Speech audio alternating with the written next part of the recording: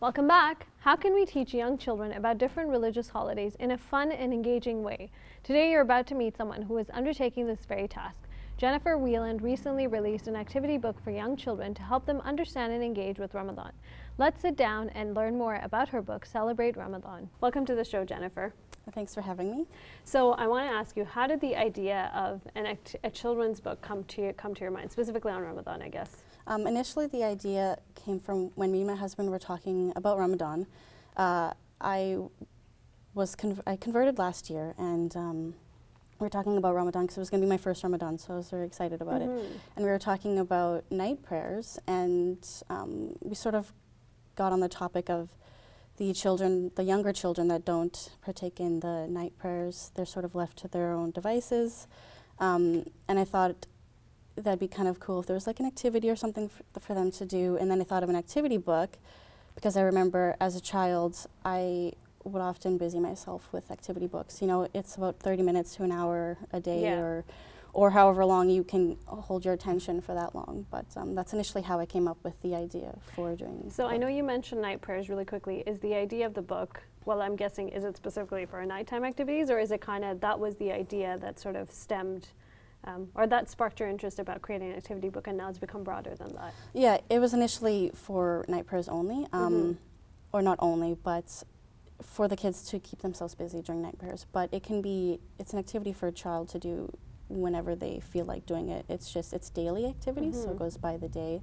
So the kid can open it up in the morning if they want to, or they can do it during the night prayer. It also depends. The parents might want them to do it at night prayer specifically, just to keep them busy. But if they want to do it throughout the day, that's up to them. So really. tell me a little bit about the book and how you think it'll keep kids busy. How did you structure it? Structured it as a whole spread, so each day is two pages.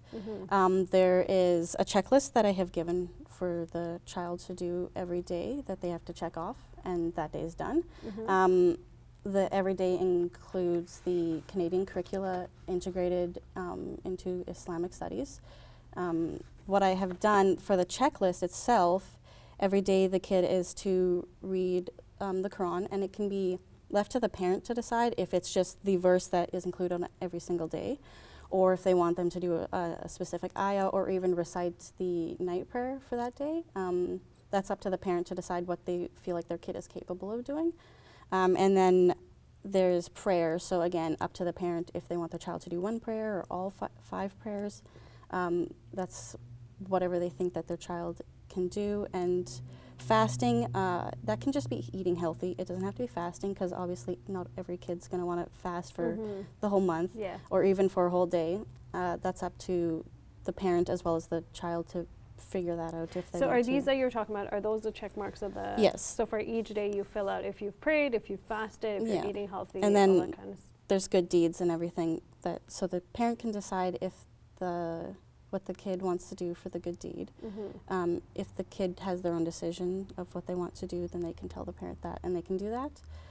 And then lastly is the activity itself. So the activity will always be marked by a little check mark, and so the kid will know which activity they have to complete. And then after they've done all those, they can check them off, color them in, put a sticker, whatever they feel like doing, and then that day is complete. So I know you talked a little bit about that you've tried to incorporate the Canadian curriculum into explaining Celebrate Ramadan. So tell me a little bit about how you make that come out in the actual activities itself. Every day has science or history, language arts, social studies. Every day has a topic of the Canadian curricula, and also a topic that you find within Islam, within the Quran itself. And I've integrated the two with first, like this page for instance, it talks about astronomy. This whole day is astronomy. So it talks about astronomy within Islam and within the Quran, as well as then you do an activity that incorporates astronomy. This is the pinhole camera, or the camera obscura, where basically you go into a room, you cover all the windows to make it dark, and then you have one window covered with paper. You poke like a little pinhole in it, either with a hijab pin or something very small. Neat.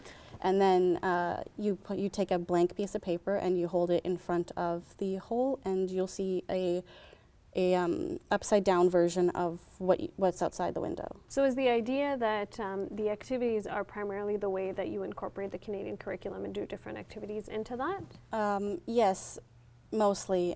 It's a way for also to sort of solidify what they've already learned through the information that I have given.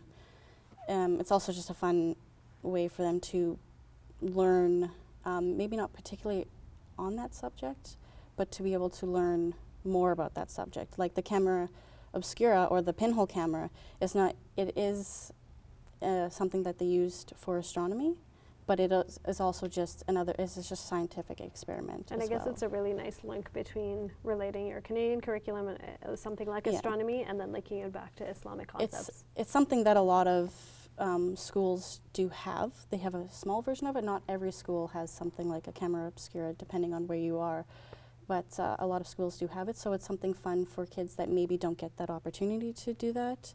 And I've also incorporated little tidbits of random facts that either go with that day or just something about eating healthy.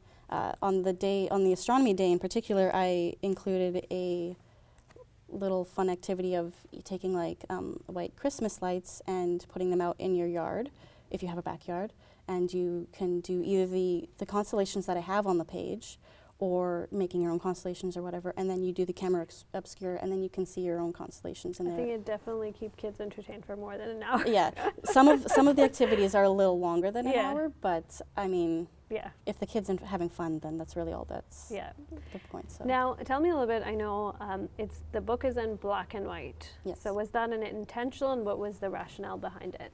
Yes, it was intentionally. I intentionally had it white because the entire book is supposed to be for the kid to be able to draw in it, to be able to color in it, it's to make it their own. So I intentionally left it black and white so that it's much easier for the kid to be able to do that. And I think you had mentioned off air that you also put illustrations by and left it as an area so the child can make it their own. Yeah, the front of the book says illuminated by, and that's just for the kid to be able to put their name on it. You know, instead of, I mean, I did a couple of the illustrations and the illuminations in it, just to give them an idea of what an illumination is and, you know, what to do on the page, because every page has spaces for them to be able to do illuminations around the pages. Really briefly, you said illuminations versus illustrations. So what are illuminations, just so people get a sense? An illumination as opposed to an illustration is just a picture to go with the words, like in all children's books that you see. An illumination is a way of decorating a word. And by the end of the book, the children will have learned the basic ideas of the three major categories within illumination, which are foliage and animals, geometric patterns, as well as calligraphy. And I've sort of scattered samples within the book for them to be able to get an idea of it, and then hopefully it'll stick and they'll be able to do it in other parts of the book. Very neat. What are some of the other projects that you're working on? Currently I'm working on an adult fiction book, as well as the next edition of Celebrate Ramadan, because every year I want to do a new edition so that kids that have done this one aren't doing the same activities. And I'm also a consultant on the Quran for Kids, which is a collaborative work. A lot of people are working on it. There's imams, there's school teachers, principals, there's also children that are also being consultants on it. And what we are doing is sort of a revolutionary idea in that we are taking the last juz and we're expanding it. So the last chapter of the Quran? Yes. And we are expanding it and making it a little bit easier for a child to understand. Children don't really like footnotes, so what they've cleverly done, instead of doing footnotes, is color-coded it. So blue would be words that kids might not understand, so they've put a definition of that. Green would be words or phrases that while the child might understand the words separately, they don't understand the concept behind it, so they've described it. And there's also brown, which is a word that they will have a beautiful illustration. The entire thing's going to be illustrated. And what I do as a consultant on that, like the other consultants, is we work on words, all the words and phrases and the definitions, and some of them also do consulting on the illustrations, as well as some of the questions that they do to wrap up the section that the child will have just learned. Perfect. And where can people go to purchase the book or get access to the book? SurajPublications.com is the easiest place to find it. They have a write-up about the book, and you can also find locations to purchase it. And you can also like Celebrate Ramadan on Facebook and be kept updated with what's going on with the book, as well as some fun activities that I have found that aren't necessarily in the book, but I think children would enjoy. Perfect. I know I'm going to forward on to my nieces and nephews, so thank you very much for coming on and sharing the book with us. Thank you for having me. Hey YouTube, we hope you benefited from this video. If you liked it, or if you didn't, let us know in the comments below. And if you're interested in learning more, check out some of our other videos. And don't forget to subscribe so you can get new videos every Monday, Wednesday, and Friday.